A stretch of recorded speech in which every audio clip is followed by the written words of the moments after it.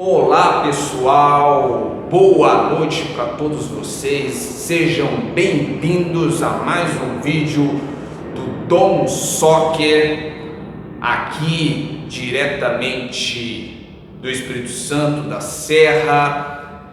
E galera, esse vídeo nós vamos comentar sobre a rodada do Campeonato Brasileiro, sobre na verdade o Campeonato Brasileiro.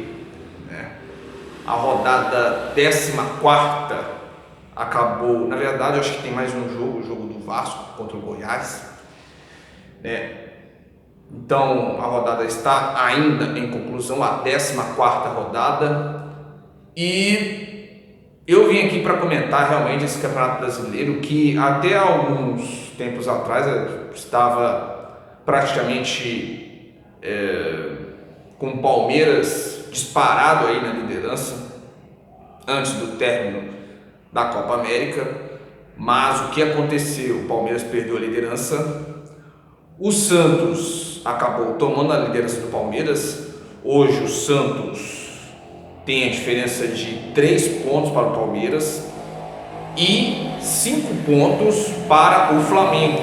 O Flamengo venceu o Grêmio, né, por 3-1 no jogo deste sábado, né, dia 9, foi dia 10, né, hoje dia 11 de agosto, ontem dia 10 de agosto o Flamengo ganhou do Grêmio, 3-1 no Maracanã, resultado importante para o Flamengo.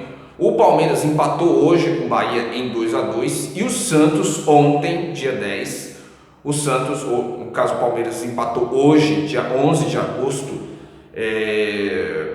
em 2-2 com o Bahia. E, neste caso, o Santos, ontem, dia 10 de agosto, o Santos perdeu para o São Paulo por 3-2. Né? O São Paulo venceu o Santos no Morumbi.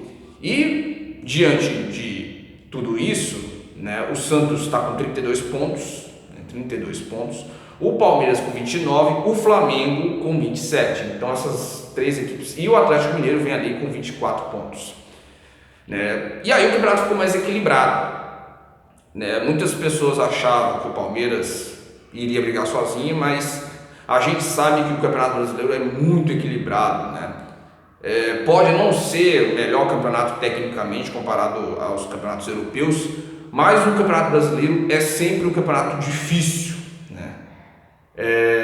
O futebol lá fora pode até ser considerado melhor visto, melhor de você ver, de você assistir e tal, mas uma coisa você não pode tirar do Campeonato Brasileiro. Né? Se essas equipes de fora, elas, vamos supor, seja o Barcelona, o Real Madrid, se elas vierem jogar no Campeonato Brasileiro, elas vão ter muitas dificuldades, né? Porque você vê, o Campeonato Espanhol é sempre Barcelona ou Real Madrid.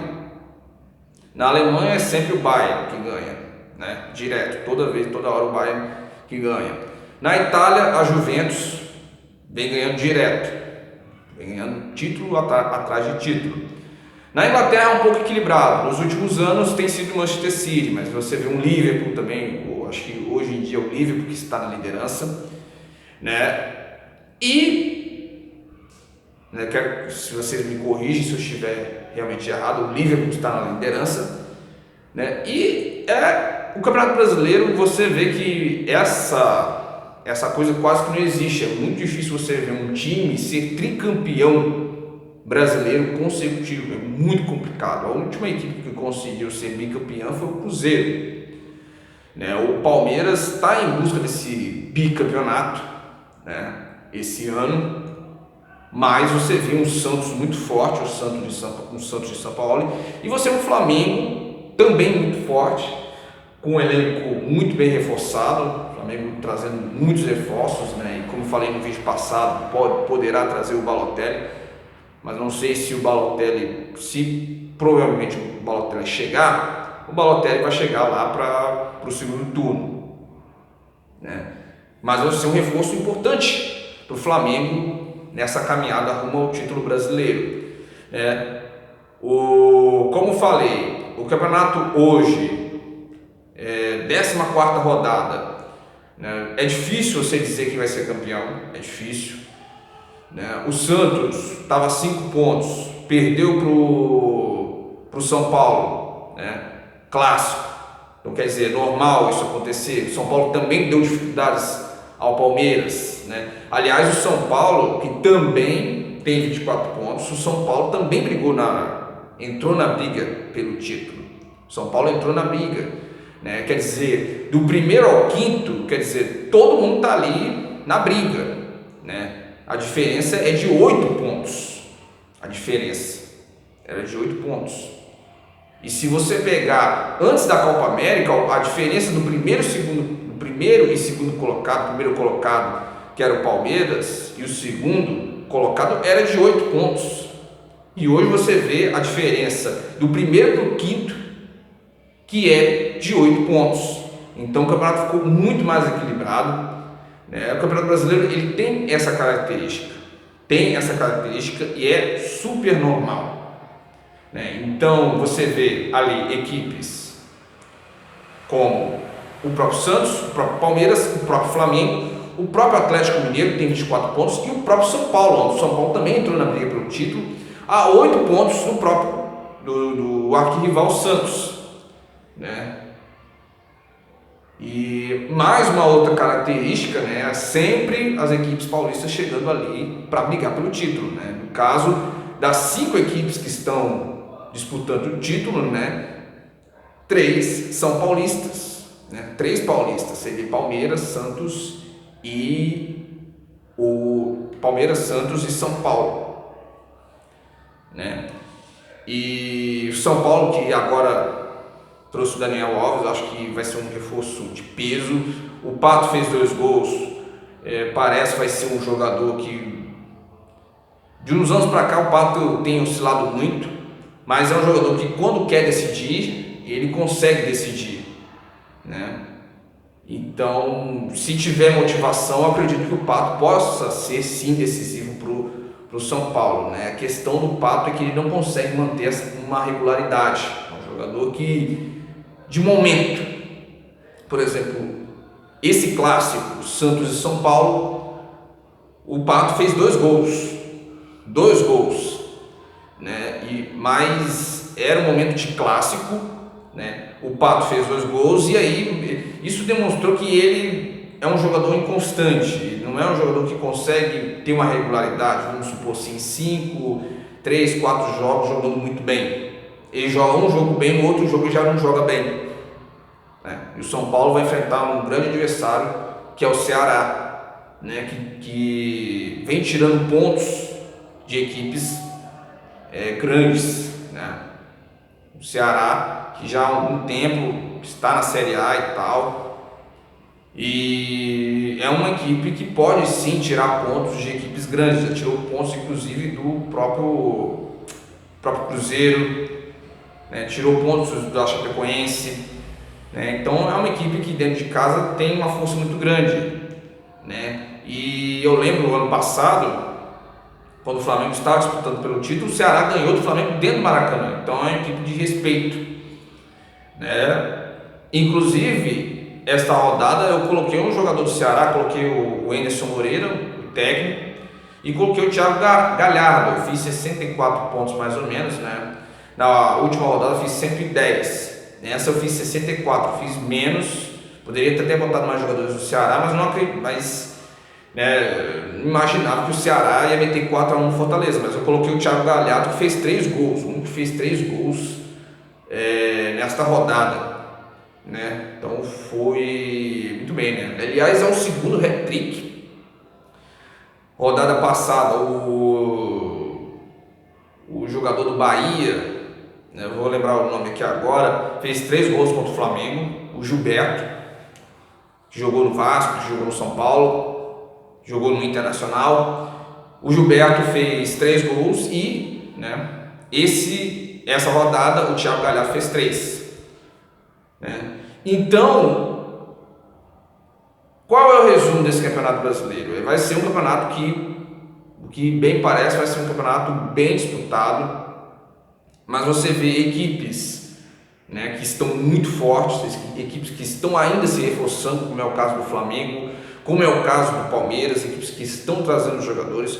O Santos está mais modesto, né? É a equipe que está na liderança, mas está muito modesto, mas tem jogadores dentro do seu elenco muito bons, e tem um treinador que tem uma experiência de mercado europeu. Aliás, todos os treinadores, né, todos os 3 treinadores que estão na liderança, né, os 3 primeiros colocados, são de treinadores que já tiveram experiência no futebol internacional, né?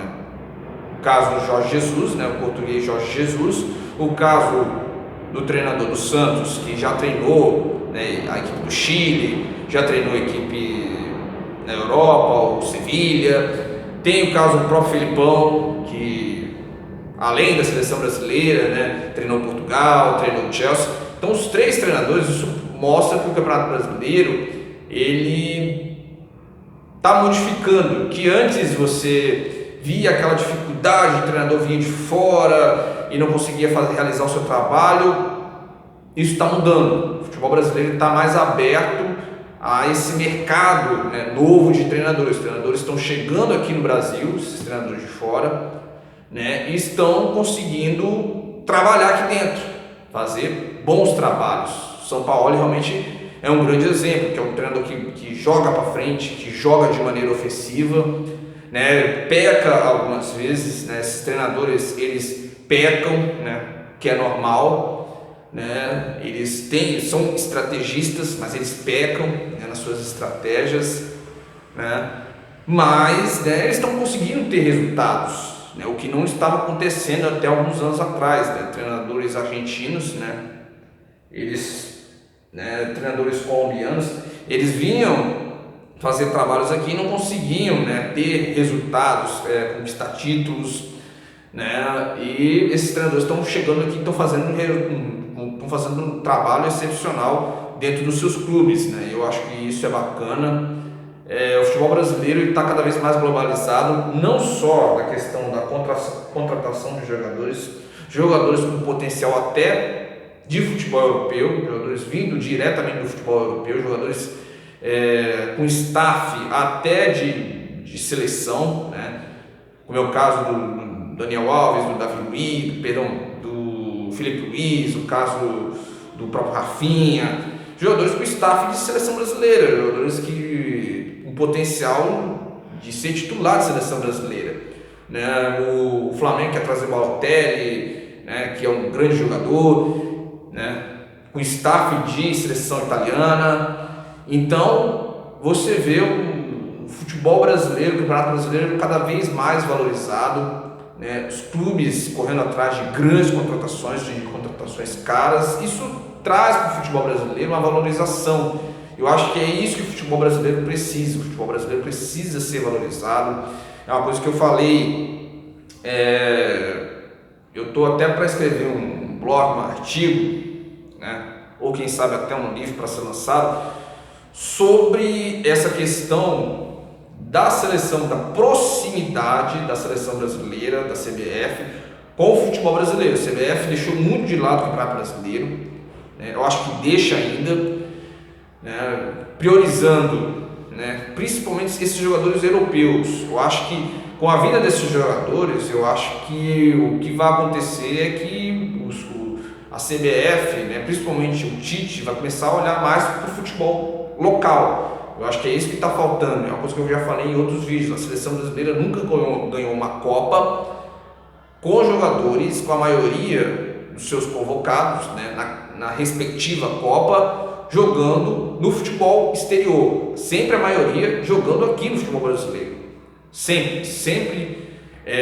Quando a seleção levou jogadores com maioria aqui, o Brasil ganhou. Sempre não, né? Maioria das Copas, né? Todas as Copas que o Brasil ganhou, né? 58, 62, 70, 94, 2002. Todas essas Copas o Brasil ganhou com a maioria de jogadores jogando aqui no futebol brasileiro, né? É claro que questão de jogo, né? As partidas, uma coisa que eu vou comentar aqui, eu estava assistindo o jogo do Botafogo contra a equipe do Atlético Paranaense, né? Eu acho que o ponto negativo que eu tenho visto no Campeonato Brasileiro é a questão do VAR. Eu acho que o VAR está atrapalhando as partidas, as disputas das partidas, né? Por exemplo, esse jogo do Botafogo contra o Atlético Paranaense, que foi o jogo que eu assisti hoje. O árbitro, ele demorou, vamos dizer assim, mais de 8 minutos para rever vários lances pelo VAR, né? E o último lance, né, que foi o lance mais capital para a partida, ele acabou errando feio, né? O jogador do Atlético Paranaense, ele sofreu pênalti, né? O Joel Carlos fez pênalti no jogador do Atlético Paranaense, no caso o Madison. E foi um pênalti claro, né? Porque ele chegou pelas costas empurrando o Madison, e aí o juiz ele ficou quase 2 minutos para rever o lance. É um lance claro de pênalti, ele não marcou. O Botafogo no momento estava vencendo por 2-1 e o jogo terminou assim, né? Uma oportunidade que o Atlético Paranaense poderia ter feito 2-2. E o que acabou não acontecendo. E eu acho que assim, se é para criar um negócio desse como VAR, eu acho que tem que servir para auxiliar o árbitro e para que os acertos aumentem, não principalmente os acertos, né, os lances capitais da partida, né, os lances decisivos, né, que às vezes é complicado assim no primeiro momento do árbitro marcar ali, né, assim como ele ficou na dúvida, então ele poderia ter realmente enxergado o pênalti. E aí a pessoa que assiste futebol e olha de uma maneira crítica, ele percebe que aquele resultado é manipulado, né? Que mesmo com a tecnologia, essa questão, esse negócio do VAR é uma coisa com ímpeto de manipulação, né? Porque o lance foi claríssimo, né? Quem puder assistir os melhores momentos do jogo Botafogo e Atlético Paranaense vai poder comprovar que realmente foi pênalti contra o Botafogo a favor do Atlético Paranaense. O Atlético Paranaense poderia empatar a partida, né? Mas eu não vou entrar aqui no demérito, né? Só acho que essa questão do VAR ela tem que ser revista, né? Que os árbitros, eles mesmo com o VAR estão errando feio, né? Estão atrapalhando a partida, né? Você demonstra também que o quanto que os árbitros brasileiros estão mal preparados, estão muito mal preparados, estão extremamente mal preparados. Porque se você sabe a regra, e a regra é regra, está na regra, né, você tem que cumprir, né? E muitas das vezes a regra está ali para, vamos dizer assim, para esclarecer, vamos dizer assim, lances, ela está ali para esclarecer lances interpretativos, né? Se existe um lance interpretativo, então vamos basear na regra. O que a regra diz? A bola bateu na mão? Se a bola bateu na mão dentro da área, independente se a bola estiver colada no corpo ou se estiver com o braço aberto, é pênalti, né? Hoje a FIFA determinou isso, então quer dizer, é regra. Se bateu na mão com intenção ou não, é pênalti. E aí o que acontece? Os árbitros levam isso na interpretação. Foi o que aconteceu na rodada número 13, que o Vasco empatou com o CSA. Estava até comentando essa semana com o Vascaíno, e realmente ele tem razão. A bola bateu na mão do defensor do CSA e o juiz nem olhou para o VAR, quer dizer, nem procurou saber. Então, quer dizer, você percebe que muitas das vezes, hoje em dia, essa questão do VAR é uma coisa que confusa e totalmente incoerente. Quer dizer, se existe o VAR e numa situação de lance assim, então por que não teve revisão? né? E por que certos lances têm revisão e outros lances não? Por exemplo, o lance do gol do Botafogo, o segundo gol que foi anulado, que a bola bateu no Joel Carli, o juiz revisou o lance. A bola bateu realmente na mão do Joel Carli e entrou. Só que aí ele demorou 4 anos para ver o lance, né? 4 anos, a bola bateu. Quer dizer, é só você ver, bateu no braço, pronto. Não precisa você demorar 4 anos para você ver se é pênalti, se não é pênalti. Então, é uma coisa que não existe interpretação. E regra é para ser cumprida. Então, eu acho que assim, os árbitros, eu não sei se é a questão da regra, se é questão de interpretação. Eu acho que os árbitros brasileiros, o VAR está provando, né, que os árbitros brasileiros estão muito mal preparados. E essa questão do VAR tem que ser treinada, né? E atrapalha um pouco a questão do espetáculo, né? O torcedor está ali e fica demorando 3 horas esperando, né? Tem que ficar esperando o jogo parado, a decisão do juiz, né?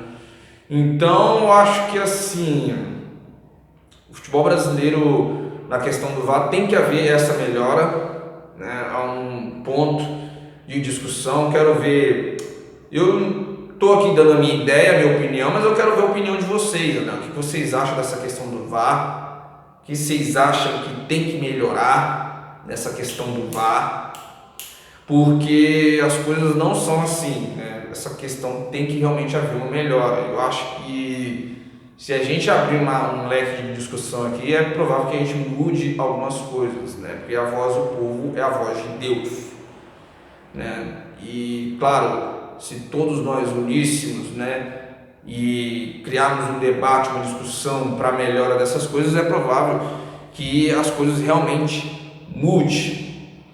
Mas, pessoal, o Campeonato Brasileiro, ele está emocionante, realmente, ele tá bacana, né, de umas rodadas para cá.